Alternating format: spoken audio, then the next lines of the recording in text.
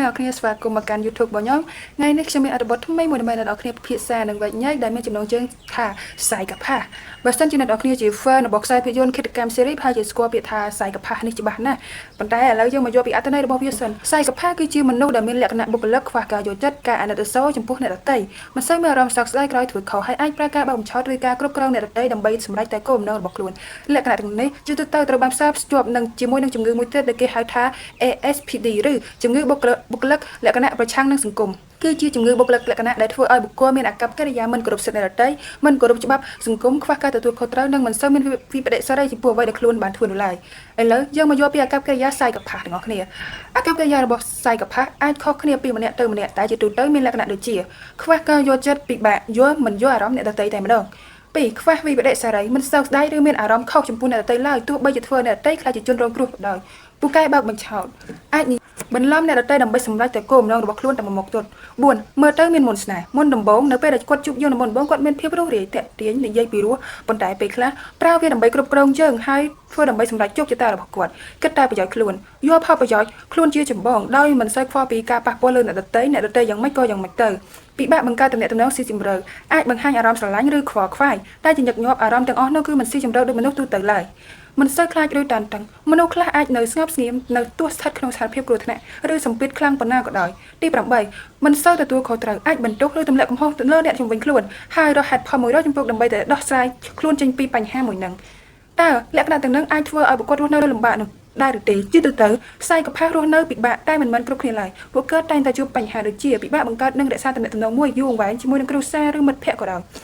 យមានចំនួនជាញឹកញាប់ជាមួយអ្នកដទៃព្រោះមិនសូវគិតពីអារម្មណ៍គេទេមានអាកប្បកិរិយាបំពេញច្បាប់ឬធ្វើអ្វីដោយមិនគិតពីផលលំបាកនាំឲ្យមានបញ្ហាខាងច្បាប់ឬការងារផ្ទុយទៅវិញផ្សាយកផាសខ្លះគ្មានការងារល្អរស់នៅក្នុងសង្គមធម្មតាហើយអាចគ្រប់គ្រងអាកប្បកិរិយារបស់ខ្លួនបានតែអាចនឹងឆាវមួយឆាវតើផ្សាយកផាសអាចព្យាបាលបានទេចម្លើយគឺមិនទាន់មានវិធីព្យាបាលឲ្យបាត់ទាំងស្រុងនោះទេផ្សាយកផាសមិនមែនជាឈ្មោះរោគសញ្ញាផ្លូវការឡើយអ្នកមានលក្ខណៈផ្សាយផាសខ្លះអាចគ្រប់គ្រងអាកប្បកិរិយារបស់ខ្លួនបានដោយខ្លួនឯងនិងក៏អាចទទួលបានការបណ្ដុះបណ្ដាលផ្នែកជំនាញសង្គមហើយក៏អាចពិគ្រោះជាមួយនឹងអ្នកជំនាញខាងចិត្តវិទ្យាផងដែរមិនមានថ្នាំព្យាបាលណាមួយដើម្បីព្យាបាលលក្ខណៈបុគ្គលិកផ្សាយកផាសនេះឡើយតើផ្សាយកផាសកើតមកដើម្បីធ្វើជាឃាតករមែននេះគឺជាសំណួរដែលគេចង់ដឹងជាងគេព្រោះខ្សែភាពយន្តជាច្រើនគឺនិយាយថាផ្សាយកផាសគឺជាឃាតករ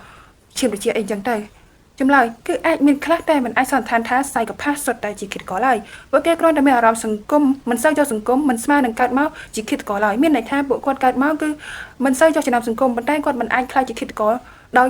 ដោយសារតែគាត់មានបុគ្គលិកលក្ខណៈបែបហ្នឹងឡើយឥឡូវខ្ញុំមកណែនាំពីខ្សែភាពយន្តមួយចំនួនដែលអាចធ្វើយើងយល់ដឹងពីផ្សាយកផាសកាន់តែច្រើនទៀតទី1គឺរឿង Mouse ឬកណ្ដុរឆ្នាំ2021និយាយអំពីឃាតករស៊េរីនិងសំណួរសួរថាតើលក្ខណៈផ្សាយកផាសអាចកើតពីកំណើតបានដែរឬទេមកនេះគឺជា K-drama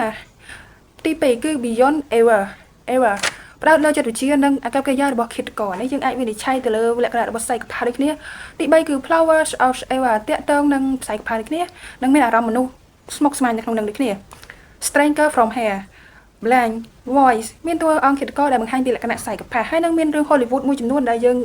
នឹងអ្នកនរគ្នាបានមើលអត់តែខ្ញុំបានមើលខ្លះៗហើយដូចជារឿង The Silence of the Last America Psycho No Country for Old Men និងរឿងដែលល្អជាងគេនោះគឺ Mindhunter ទោះយ៉ាងណាមិញរឿងទាំងនេះជារឿងប្រឌិតវាសម្រាប់ការមើលកម្សាន្តជាចម្បងតែវាបានធ្វើឲ្យយើងសិក្សាពីចិត្តវិទ្យានិងលក្ខណៈរបស់ផ្សាយកផាសតាមរយៈតួអង្គតែតួអង្គនៅក្នុងនោះក៏មិនប្រកាសថាមាននៅក្នុងជីវិតពិតមានអាកប្បកិរិយាដូចនោះដែរផ្សាយកផាសនៅក្នុងខ្សែភាពយន្តគឺតម្រូវឲ្យ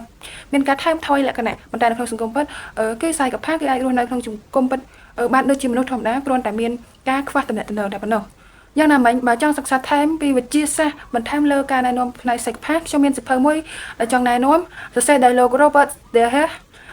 លោកជាអ្នកចិត្តវិទ្យាដែលសិក្សាពីផ្សាយកផាសអស់ជាច្រើនទសវត្សរ៍ហើយសៀវភៅនេះត្រូវបានចាត់ទុកថាជាសៀវភៅសំខាន់មួយលើប្រធានបទនេះសរុបជារួមមកផ្សាយកផាសជាមនុស្សដែលអាចគិតបានច្បាស់ឆ្លាតរស់នៅធម្មតាប៉ុន្តែខ្វះការយល់ចិត្តមិនសូវមានអារម្មណ៍ឬវិបដិសារីដែរឡើយពួកគេមិនមែនសុទ្ធតែជាមនុស្សអាក្រក់នោះទេហើយពួកគេក៏មិនមែនកើតមកដើម្បីខ្លាចជាឃាតករដែរហើយមិនអាចកំណត់ថានរណាម្នាក់ជាផ្សាយកផាសដោយមើលតែអាកប្បកិរិយា2-3របស់គេប៉ុណ្ណោះទេផ្សាយកផាសយើងអាចមើលតាមរយៈការดึงទឹកមុខហើយគាត់ក៏មិនសូវមានអារម្មណ៍ខ្លាំងក្លានៅក្នុងសង្គមឬក៏មនោសញ្ចេតនាអីដែរគាត់អាចនឹងមានអារម្មណ៍ស្រឡាញ់និងរីករាយសប្បាយទូទៅប៉ុន្តែវាអត់ស៊ីជម្រៅដូចមនុស្សធម្មតាដូចពេលដែលយើងឃើញគេមានរបួសមិត្តភក្តិយើងមានរបួសមិត្តភក្តិទៅទៀតអាចនឹងយកមកណិតអសូរអីចឹងទៅតែផ្សាយកផាសគឺអត់មានអារម្មណ៍អញ្ចឹងទេគឺមានអារម្មណ៍ថាធម្មតាដូចរឿងប៉ុណ្ណឹងគឺជារឿងធម្មតា នេះគឺជាលក្ខណៈសៃកផាប៉ុន្តែមិនមែនមានន័យថាសៃកផាគឺជាឃាតករឡើយសៃកផាគឺមិនមែនកើតមកជាឃាតករនោះទេកុំជឿតាមខ្សែភាពយន្តមួយចំនួនដែលមួយចំនួនដូចខ្ញុំណែនាំខាងលើហ្នឹងក៏វាថែមពលឹះខ្លាំងពេកប៉ុន្តែសៃកផាជាទូទៅគឺជាមនុស្សធម្មតាគ្រាន់តែខ្វះការយល់ចិត្តនិងការអាណិតអាសូរចំពោះអ្នកដទៃគ្មានវាបដិសេរីហើយមិនសូវគិតច្រើនទេរីលេចអត្ថបទនេះដកស្រង់ចេញពីអត្ថបទស៊ីភៅចំនួន2ក្បាលខាងលើនេះហើយបើសិនជាអ្នកនរគ្នាមើលចម្ងល់អាចសេចក្នុង Google ឬសួរ AI បានចាខ្ញុំមានតែប៉ុណ្្នឹងអរគុណបាយ